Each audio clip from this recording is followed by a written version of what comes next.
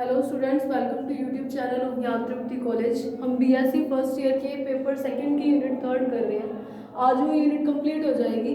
तो हमने कल जो किया था वो था excess pressure in drops and bubbles, यानी कि बबल और ड्रॉप। बबल साबुन का बुलबुला था, उसके अंदर या किसी लिक्विड की ड्रॉप में या किसी फ्लूइड के ड्रॉप में जो एक्सेस प्रेशर प्रोड्यूस होता है उसका फॉर्मूला ड्राइव करा था, जो हमने लास्ट वाले टॉपिक में भी ड्राइव करा था कि ड्रॉप के लिए तो आ रहा था 2T/R। ये किसके लिए था? ड्रॉप के लिए। और बबल के लिए क्या था? बबल के लिए P आ रहा था 4T/R। तो ये फॉर्मूला हमने कल प्रूफ करे थे दोनों।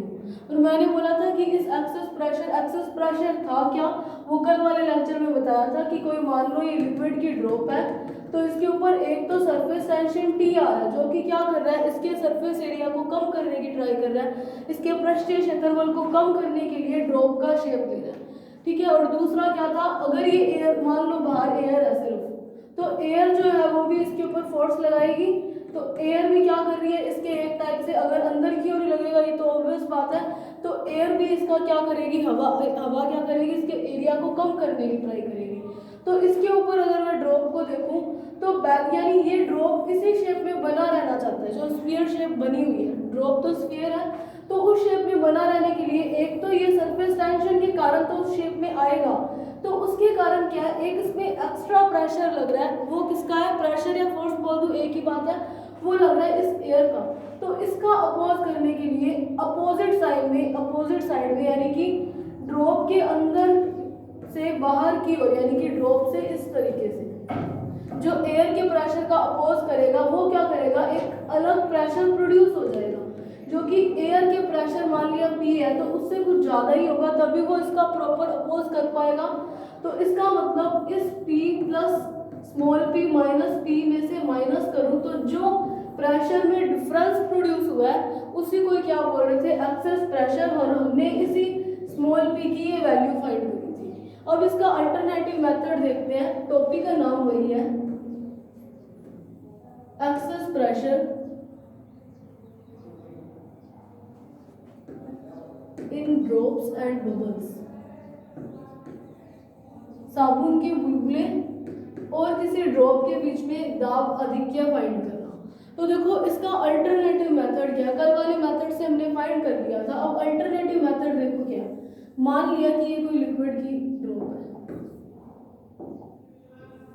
ये लो, ठीक है। इसके अंदर क्या है, लिक्विड भरा हुआ है, पूरा लिक्विड भरा हुआ है इस तरीके से।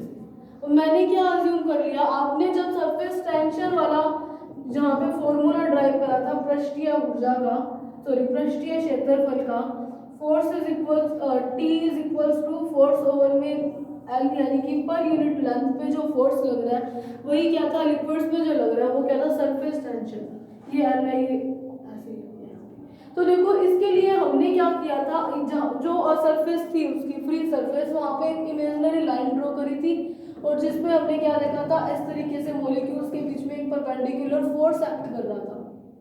ये इमेजिनरी लाइन को क्या करा, मैं यहाँ से ये वाला सिर्फ इमेजिनरी लाइन शो करने के लिए ये चीजें हटा रही हूँ, ये चीज भी एक बार क्लियर कर दी। तो देखो मैंने क्या किया, मैंने वो ड्रॉप ले ली। उस ड्रॉप के ऊपर देखो, अगर ड्रॉप है, इमेजिनरी लाइन ड्रॉ करी, तो वो लाइन कैसे ड्रॉ होगी, ऐसी दिखेगी मुझे। पूरे ड्रॉप के ऊपर लाइन ड्रॉ करा, ड्रॉप भी सर्कल की शेप का, स्फीयर का शेप का है, तो अगर मैं पूरे स्फीयर पे एक लाइन ड्रॉ करूंगी तो वो मुझे इसी तरीके से स्फीयर की ड्रॉ होगी। तो मैंने मान लिया कि इस तरीके से, बस यहाँ पे पानी भरा हुआ है, ये रहा, मैंने जहाँ पे लाइन ड्रॉ करी है वहां तक शो किया, पूरा शो कर दो, कोई इससे फर्क नहीं पड़ेगा। तो देखो यहाँ पे ये है क्या, वो इमेजिनरी लाइन है जो हम इस तरीके से फ्री सरफेस पे यूं ड्रॉ कर रहे थे।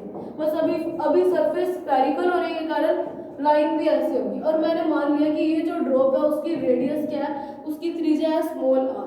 तो देखो कल वाले टॉपिक में हमने क्या किया, अब देखो मान लिया कि ये एक फ्री सरफेस की तरह काम करेगा, तो मान लिया कि ये जो इमेजिनरी लाइन है इसके ऊपर इस तरीके से नीचे की ओर सरफेस टेंशन T एक्ट कर रहा है, यानी कि इमेजिनरी लाइन के ऊपर क्या करेगा, एक सरफेस टेंशन पृष्ठीय तनाव T एक्ट करेगा। अब देखो पृष्ठीय तनाव नीचे की ओर बाई चांस एक्ट कर रहा है, मैंने माना यहाँ पे कि नीचे की ओर एक्ट कर रहा है, तो इसका अपोज करने के लिए जो एक्सेस प्रेशर होगा वो ऊपर की ओर प्रोड्यूस होगा।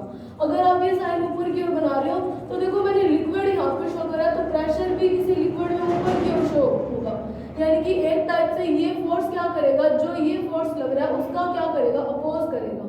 तो अगर सरफेस टेंशन इस फोर्स में है तो प्रेशर अपने आप उसके अपोजिट डायरेक्शन में आ जाएगा। तो अगर मैं वर्क डन देखूं तो मुझे पता है कि वर्क डन कितना होता है, जैसे हमने कल वाले टॉपिक में पहले वर्क डन निकाला था किससे, फोर्स इनटू डिस्प्लेसमेंट से, फिर हमें पता था एक वर्क डन और आया था T इनटू डेल्टा ए, जो क्या था कि इस सरफेस टेंशन के विरुद्ध में जितना डेल्टा ए में यानी कि सरफेस एरिया में जो चेंज कर रहे थे वो चेंज किस में स्टोर हुआ था, वर्क में या फिर पोटेंशियल एनर्जी के फॉर्म में। तो ये हमने ड्राइव करा हुआ फॉर्मूला, एक तो फोर्स इनटू डिस्प्लेसमेंट से निकाल लेंगे और एक डायरेक्ट। तो मुझे पता है वर्क कितना आता है, फोर्स इनटू डिस्प्लेसमेंट, बल इनटू विस्थापन। तो मुझे पता है कि फोर्स देखूं W तो वो F इनटू डिस्प्लेसमेंट, डिस्प्लेसमेंट को देखो मैं क्या मानूंगी, एक चीज देखो पहले इसमें मुझे पता है कि फोर्स क्या होता है, प्रेशर इनटू एरिया होता है, यही होता है फोर्स। या फिर इसको क्या करते हैं, एक मिनट, इसमें हमने कुछ डिस्प्लेस नहीं किया ना इसलिए ये वाला नहीं लगा रहे एक बार। उस वाले में मैंने डिस्प्लेसमेंट क्यों लगाया था, उसका रीजन था मैंने क्या किया था कि इस तरीके से प्रेशर जो था अंदर की ओर जो प्रेशर प्रोड्यूस हो रहा था उसके कारण मैंने मान लिया था कि लिक्विड की सरफेस बाहर की ओर थोड़ी सी डिस्प्लेस हो चुकी है या फिर इससे इस प्रेशर ने इस एरिया को बढ़ा दिया, तब मैंने फोर्स इनटू डिस्प्लेसमेंट जो डेल्टा आर लिया था वो यूज करा था। यहाँ पे मैं डिस्प्लेस नहीं कर रही, वो बाय मिस्टेक बोल दिया, तो हम डिस्प्लेसमेंट ना यूज करके डायरेक्ट फोर्स यूज करेंगे, एक तो इस सरफेस टेंशन के कारण और दूसरा प्रेशर के कारण। तो मुझे पता है कि अगर मैं प्रेशर के कारण फोर्स देखूं, तो चलो पहले सरफेस टेंशन के कारण देख लेते हैं। सरफेस टेंशन के कारण मैं फोर्स देखूं तो मुझे पता है सरफेस टेंशन T क्या होता है, surface tension T force over में लेंथ, यानी कि पर यूनिट लेंथ में जितना फोर्स लग रहा है उसी को सरफेस टेंशन बोलते हैं। तो मुझे देखो लेंथ हम क्या लेते थे उस इमेजिनरी लाइन की जहाँ पे हमने उसकी लेंथ L अज्यूम करी थी। अगर मैं यहाँ पे देखूँ इसकी रेडियस R है तो लेंथ कुछ इस तरीके की बनी है, तो इसकी लेंथ क्या होगी, इस इमेजिनरी लाइन की लेंथ क्या हो जाएगी, इसकी सर्कमफेरेंस जो कि कितनी होगी, परिधि कितनी हुई 2 पाई r। तो यहाँ से अगर मैं फोर्स निकालूं तो वो कितना हो गया, इसको F1 दे दो चाहे तो, फोर्स कितना हुआ T इंटू लेंथ L कितनी है 2 पाई r। 2 पाई r क्यों हुआ, क्योंकि लेंथ और परिधि दोनों की यूनिट सेम है। अभी ये इसका होता है इक्वेशन फर्स्ट। अब एक्सेस प्रेशर के कारण फोर्स, दाब अधिक्य के कारण बल, एक्सेस प्रेशर के कारण लगने वाला फोर्स, बल लिख दिया।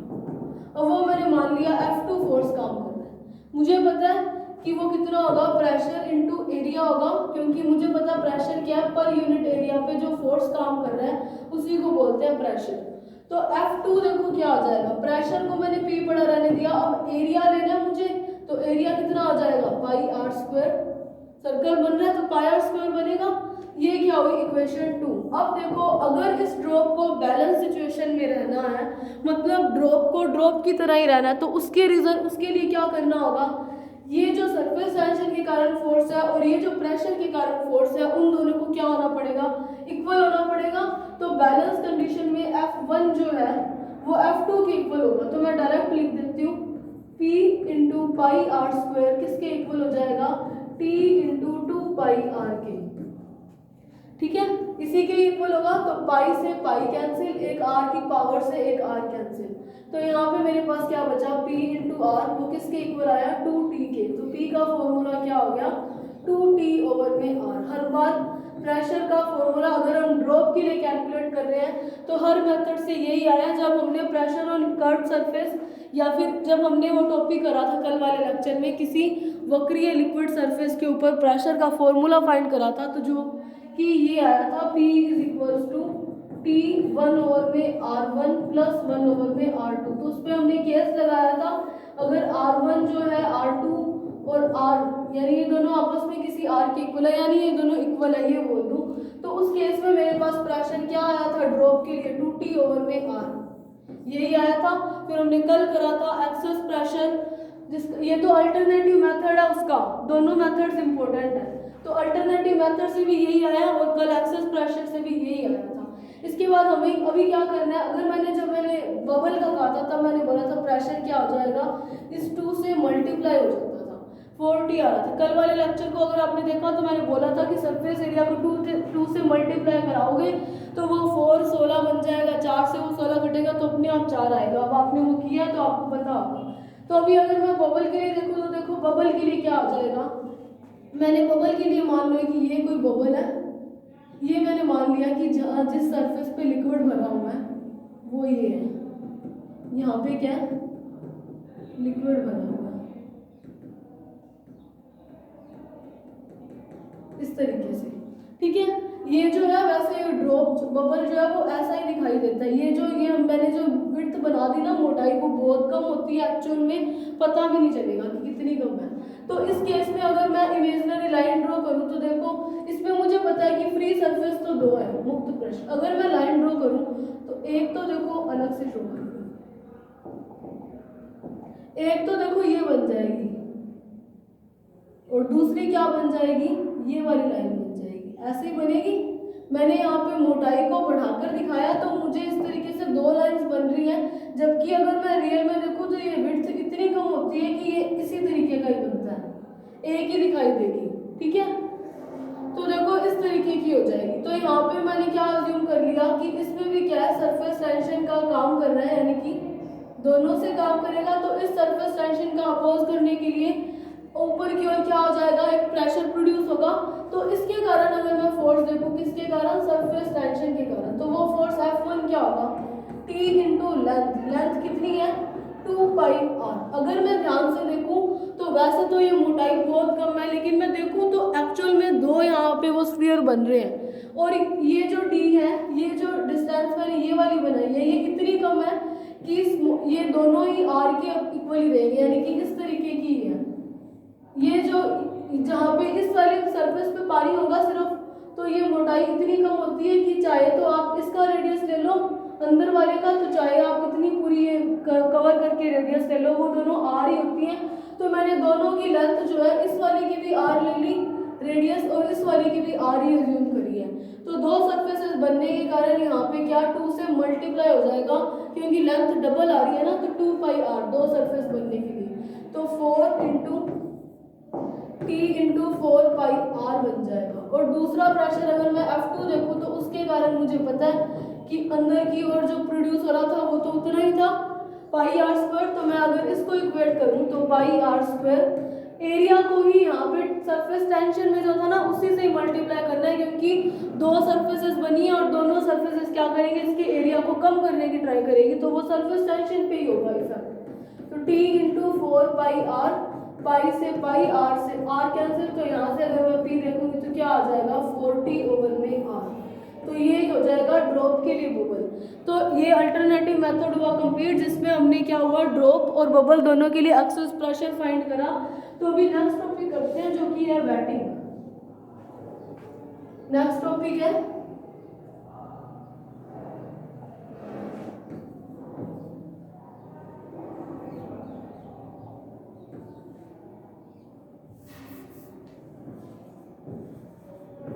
वेटिंग। वेटिंग को हिंदी में बोलते हैं, प्योर हिंदी में बोलते हैं क्लेदन।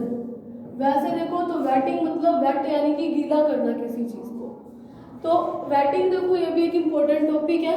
तो देखो सबसे नॉर्मल लैंग्वेज में आपको पता है कि वेटिंग क्या है, किसी भी चीज को भिगा देना या गीला कर देना। अब अगर आपने कोहेसिव एडहेसिव वाली फोर्स जिसमें मैंने करवाया था वो क्लास देखी हो, तो मैंने उसमें बोला था कि मैंने कोई कांच की प्लेट ली, उसके ऊपर मैंने क्या मरकरी डाल दिया, पारा डाल दिया। जैसे ही पारा डाला तो उस केस में क्या हुआ था, मरकरी जो था वो तो गोल यानी कि ड्रॉप की शेप में आ गया था। अब वो ड्रॉप क्यों हुआ वो मैंने उस वाले लेक्चर में बताया था कोहेसिव एंड एडहेसिव फोर्सेस से, कि अगर संसंजक बल जो है वो ज्यादा हो तो उस केस में क्या होता है, ड्रॉप बनता है। तो इसका रीजन क्या था, Fc जो है संसंजक बल असंजक बल से ज्यादा था।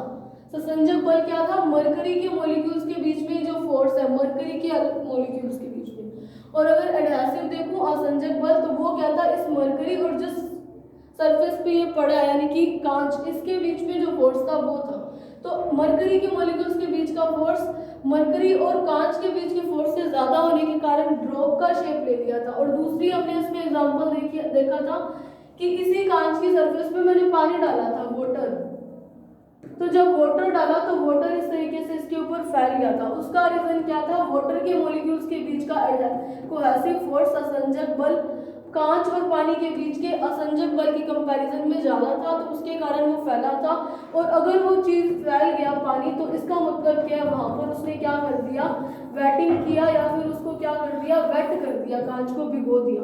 तो ये तो हमने कोहेसिव और एडहेसिव फोर्सेस के बेस पे देखा था। तो इसी का ही एक और मेथड निकाला था देखने का, वो था क्लैडिंग। वो क्या था, एंगल के बेस पे देखा था। एंगल कौन सा, अगर आपने वो क्लास देखी है जिसमें मैंने करवाया था एंगल ऑफ कॉन्टैक्ट, स्पर्श कोण, तो स्पर्श कोण क्या था, उसके बेस पे स्पर्श कोण थीटा, इसी के बेस पे प्रैक्टिकली भी क्लैडिंग होगी, सॉरी क्लैडिंग नहीं, क्लैडिंग तो ऑप्टिक्स में चला गया, वेटिंग होगी, उसके उस पे पता चला था। तो देखो कैसे, पहले मैं स्पर्श कोण एक बार बता देती हूँ जिन्होंने नहीं देखा। तो स्पर्श कोण क्या था, देखो इस तरीके की कोई, मान लिया ये कोई सॉलिड का एक कोई पात्र है, कोई एक वेसल है जिसके अंदर मैंने क्या भरा हुआ है, कोई लिक्विड भर दिया, कोई पानी भर दिया। तो इस लिक्विड की सरफेस पे एक फोर्स की डायरेक्शन मैंने बना दी, टेंजेंट खींच दी, टेंजेंट लिक्विड की सरफेस पे, टेंजेंट मतलब स्पर्श रेखा खींची। और दूसरी एक स्पर्श रेखा कहाँ खींचते हैं, जहाँ पे ये सॉलिड और लिक्विड आपस में कांटेक्ट कर रहा है। यहाँ पे पानी है, वो इस सरफेस को कांटेक्ट करेगा, टच करेगा, आपस में कांटेक्ट में होंगी, तो उसके ऊपर एक लाइन ड्रॉ करी। तो इनके बीच का जो एंगल होता है उसी को बोलते हैं एंगल ऑफ कांटेक्ट या फिर स्पर्श कोण। तो इसी के बेस पे क्लैडिंग को एक्सप्लेन किया गया था। क्लैडिंग, सॉरी क्लैडिंग नहीं, वेटिंग, हिंदी में क्लेदन से क्लैडिंग होता है। क्लैडिंग ऑप्टिक्स में है, क्लैडिंग नहीं है, वेटिंग है। तो देखो इसके लिए क्या किया गया था, मान लिया कि ये कोई एक सॉलिड सरफेस है, कोई एक ठोस पृष्ठ है, इसके ऊपर अज्यूम कर लिया कि ऐसे कोई लिक्विड पड़ा है। क्या अज्यूम करा कि ऐसे इसके ऊपर एक लिक्विड पड़ा है, ये कोई पानी की बूंद मान लो। तो ये वाली जो है ये क्या है, सॉलिड है, ये क्या है मेरे पास, लिक्विड है ये वाला, और यहाँ पे क्या है, एयर है। तो इस केस में मैं देखूं तो मेरे पास, तो इस केस में देखूं तो मेरे पास तीन कॉन्टैक्ट बन रहे हैं। पहला कौन सा, इस लिक्विड और सॉलिड के बीच में कॉन्टैक्ट, तीन सरफेसेस बनी, एक तो लिक्विड सॉलिड के बीच में, एक लिक्विड और एयर के बीच में, और एक सॉलिड और एयर के बीच में। मेरे पास इस तरीके से तीन अलग अलग कॉन्टैक्ट बन रहे हैं, तीन अलग अलग पृष्ठ बन रहे हैं। तो देखो अब मैंने क्या अज्यूम कर लिया, मैंने मान लिया अब अगर मैं यहाँ पे कॉन्टैक्ट एंगल बनाऊं तो देखो वो क्या, कॉन्टैक्ट एंगल, कॉन्टैक्ट एंगल था क्या, स्पर्श कोण क्या था, जहाँ पे लिक्विड और सॉलिड मिल रहे हैं वहां पे एक टेंजेंट ड्रॉ करी, और एक कहाँ पे है, इस लिक्विड के ऊपर टेंजेंट ड्रॉ करी। तो ये एंगल क्या है, थीटा। इसी थीटा के बेस पे वेटिंग होगी या नहीं होगी ये डिस्क्राइब करा गया था, ये पता लगाया गया। तो मैंने क्या अज्यूम कर लिया कि इन तीन सरफेसेस के कारण, इन तीनों के कारण सरफेस टेंशन प्रोड्यूस हो रहा है, हवा और पानी में, पानी और सरफेस में, और इस सरफेस सॉरी सॉलिड और हवा के बीच में भी कॉन्टैक्ट के कारण एक सरफेस टेंशन प्रोड्यूस होगी। तो मैं उनको नाम दे देती हूँ सरफेस टेंशन को। तो मैंने बोल दिया कि जो इसके बीच में है वो TSL, स्मॉल एल से शो कर दिया लिक्विड को, और इसको स्मॉल ए से शो कर दिया एक, और इसको बोल दिया TSA, small a air, S solid, small l liquid. तो ये तीन टेंशन शो कर दी। तो यहाँ पे मैं शो करूँ तो ये मेरे पास देखो यहाँ पे क्या कॉन्टैक्ट हो रहा है, एक तो सॉलिड का और एक लिक्विड का, तो TSL। चाहे आप LS लिख दो चाहे आप SL लिख दो, एक ही बात है। तो अगर आपने SL लिखा तो सारों को SL से डिनोट करना, और अगर LS लिखा जैसे नोटेशन आप स्टार्टिंग में लेके चलोगे वैसे ही रखना। अब देखो यहाँ पे क्या कॉन्टैक्ट हो रहा है, लिक्विड एयर और एयर एयर, तो यहाँ पे किसका कॉन्टैक्ट हो रहा है, लिक्विड और एयर का, यानी कि L और A। अगर मैं इस डायरेक्शन में देखूं तो यहाँ पे सॉलिड है और यहाँ पे हवा है, तो यहाँ पे किसका हो जाएगा,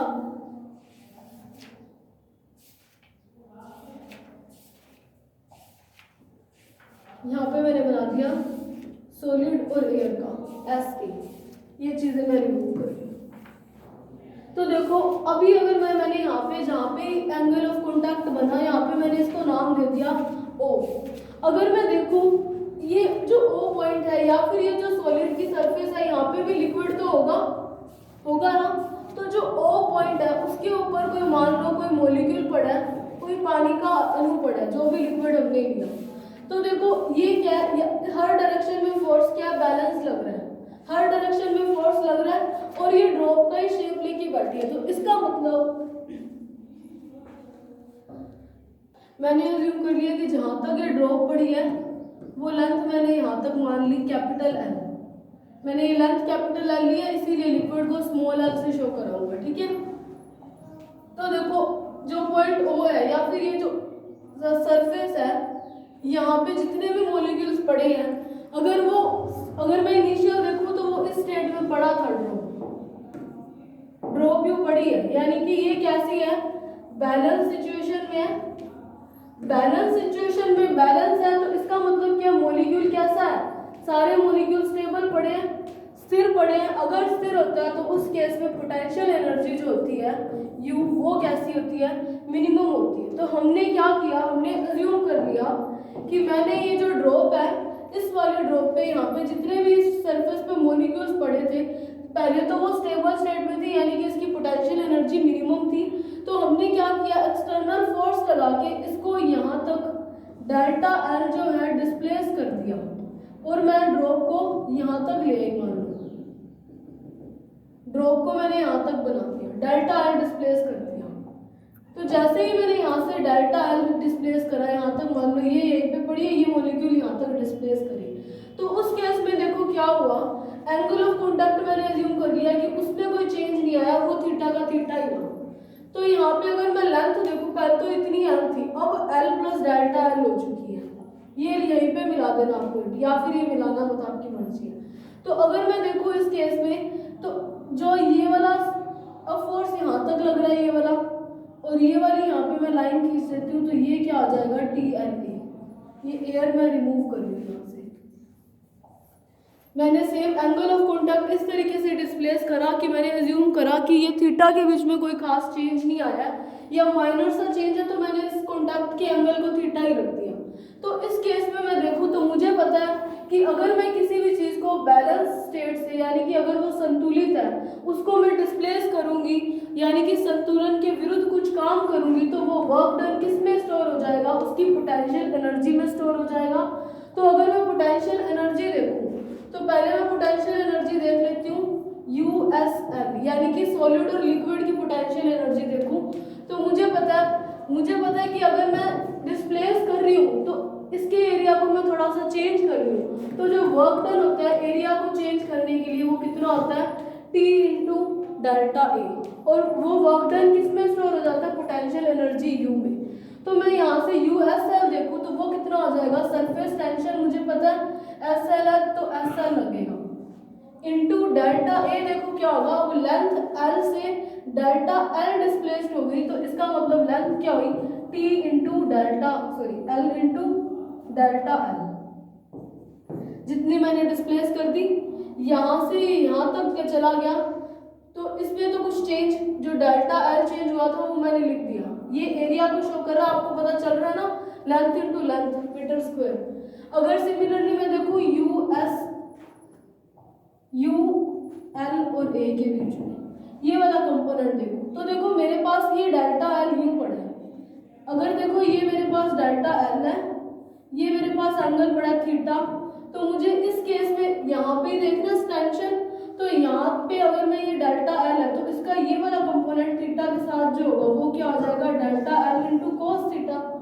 कंपोनेंट्स में चेंज होगी ना, तो ये अगर मैं देखूँ तो TLA, तो लेंथ कितनी हो जाएगी, L इंटू डेल्टा एल, मैंने ये स्मॉल एल लिख दिया, यहाँ पे मैंने डेल्टा एल कैपिटल में लिया है, तो यहाँ पे मैं डेल्टा एल लिख दूंगी, डेल्टा एल कोस थीटा आ जाएगी।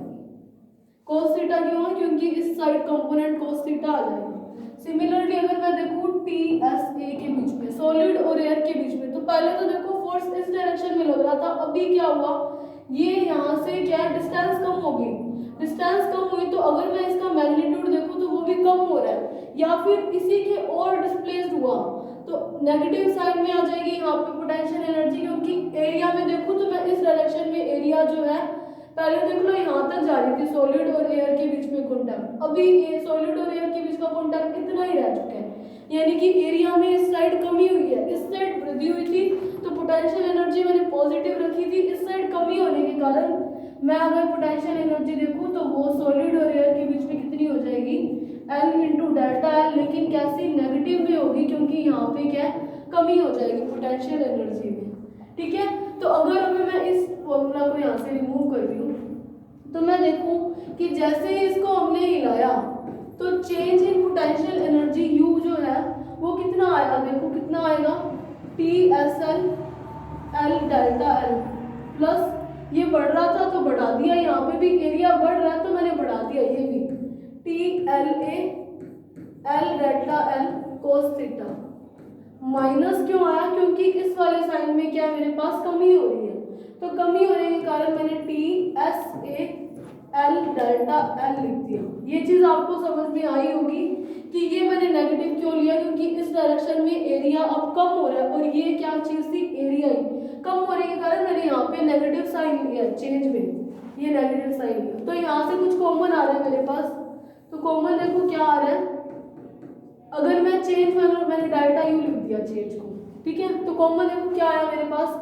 एल डेल्टा एल सब में कॉमन आ रहा है, तो यहाँ पे क्या बचेगा, T S L plus T L ए इंटू एक, यहाँ पे देखो एल डेल्टा एल कॉमन होती तो कोस थीटा की टर्म बच जाएगी, minus T S A L delta L, जो कॉमन आ रहा था वो कॉमन ले दिया। अब देखो हुआ क्या, एक्चुअल में देखो मैंने ये कॉन्टैक्ट एंगल थीटा को भी चेंज नेग्लिजिबल माना, तो मैंने क्या अज्यूम कर दिया कि इफ जो डेल्टा एल है जो मैंने डिस्प्लेस किया वो बहुत स्मॉल है, टेंस टू 0 है, या फिर यहाँ पे लिख दो स्मॉल है, बहुत छोटा है, यानी कि यहाँ से मान लो बिल्कुल माइनस है, यहाँ तक ही आई है मेरे से, तो उस केस में पोटेंशियल एनर्जी में चेंज, एरिया में चेंज बहुत कम होने के कारण पोटेंशियल एनर्जी में चेंज जो होगा उसको मैं 0 अज्यूम कर सकती हूँ कि उसमें चेंज बहुत कम हुआ, तो मैंने 0 ले दिया। तो मैं नेक्स्ट पे कर रही हूँ, तो देखो मेरे पास डेल्टा यू की वैल्यू क्या थी, टी एस एल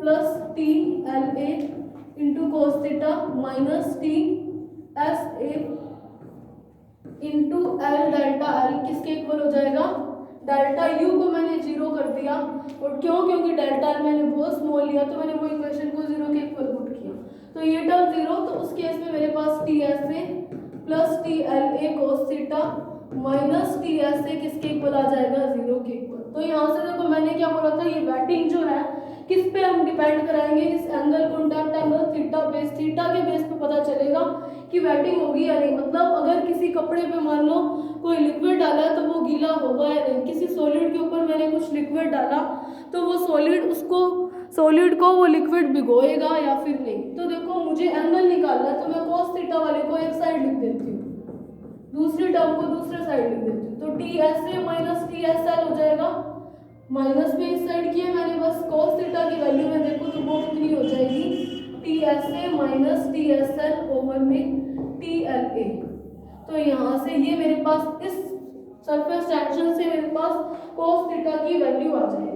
तो देखो इसमें फर्स्ट केस क्या बनता है कि अगर फर्स्ट केस में ये बनता है टी एस ए जो है वो टी एस एल से ग्रेटर हो, यानी कि अगर ये वाली टर्म बड़ी है तो मेरे पास रिजल्ट क्या आएगा, cos थीटा का पॉजिटिव आएगा। तो इस केस में थीटा की वैल्यू क्या आ जाएगी, लेस देन 90, यानी कि न्यूनकोण हो जाएगा।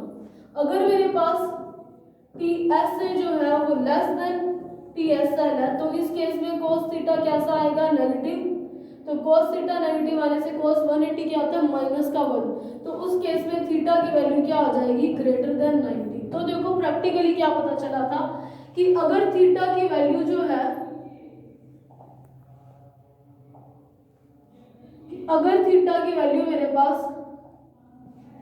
लेस देन 90 है, यानी कि न्यून कौन है, और एक थीटा की वैल्यू 0 है और एक थीटा की वैल्यू मेरे पास क्या है 90 से बड़ा है, या फिर मैं यहाँ पे थीटा लिख देती हूँ 180 है। तो इन केसेस में अगर थीटा की वैल्यू 0 है, मतलब कि इस तरीके से सॉलिड है और लिक्विड पूरा इसको यूं एकदम यूं कांटेक्ट में आ रहा है कि लिक्विड के ऊपर आप टेंजेंट बनाओ और इसके ऊपर टेंजेंट बनाओ तो थीटा 0। तो इसका अगर आपने कोहेसिव वाला देखे तो इसका एग्जांपल भी बताया था।